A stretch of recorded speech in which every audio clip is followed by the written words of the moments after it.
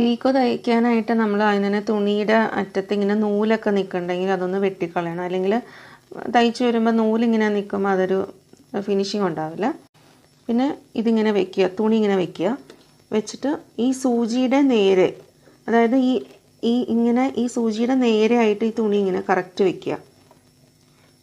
ഈ സീം ഇവിടെ ഈ അറ്റത്ത് ഇങ്ങനെ കറക്റ്റ് വെക്കുക. എന്നിട്ട് ഒരു 3-4 സ്റ്റിച്ച് നമ്മൾ ഒന്നല്ലെങ്കിൽ ഇങ്ങനെ ഹാൻഡ് വീല് വെച്ചിട്ട് നമുക്ക് കൈ കൊണ്ട് തന്നെ ആക്കാം, അല്ലെങ്കിൽ സാധാരണ പോലെ ഒരു 3-4 സ്റ്റിച്ച് ജസ്റ്റ് കൊടുക്കുക.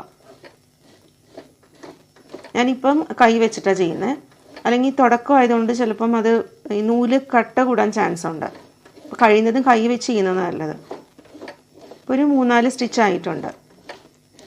എന്നിട്ട് ഇത് ഇങ്ങനെ തുണി എടുത്തിട്ട് ഇവിടെ ഇപ്പം നമ്മൾ ഈ ഇങ്ങനെ വന്നേക്കുന്ന നൂല് പതുക്കെ ഈ നൂലിങ്ങോട്ട് എടുത്തിട്ട് ഇതൊന്ന് വെട്ടിക്കളഞ്ഞേക്കുക.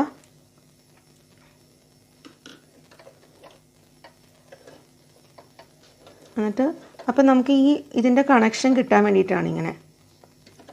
അപ്പോൾ ഈ നേരെ ഇതിങ്ങനെ വെച്ചിട്ട് ഈ നൂല് ഇങ്ങനെ ടൈറ്റായിട്ട്, ഒത്തിരി ടൈറ്റാക്കി ചിലപ്പോൾ അത് വിട്ടുപോരും. എന്നിട്ട് ഈ പീക്കോ ചെയ്യുന്നതിൻ്റെ ഈ റോൾ പോലത്തെ ഈ മെറ്റലിൻ്റെ സാധനം ഉണ്ടല്ലോ, അവിടെ ഇതിങ്ങനെ വെക്കുക. വെച്ചിട്ട് ഈ നൂല് ഇതിൽ കൂടെ തന്നെ ആ നൂല് പോകണം. അപ്പോൾ അതേ രീതിയിൽ തന്നെ ആ പീക്കോ നമുക്ക് ഒരേ ഇതിൽ കിട്ടും. എന്നിട്ട് ഇതിൻ്റെ ഇങ്ങനെ പതുക്കെ ഇവിടെ ഇങ്ങനെ വെച്ച് കൊടുത്താൽ മതി.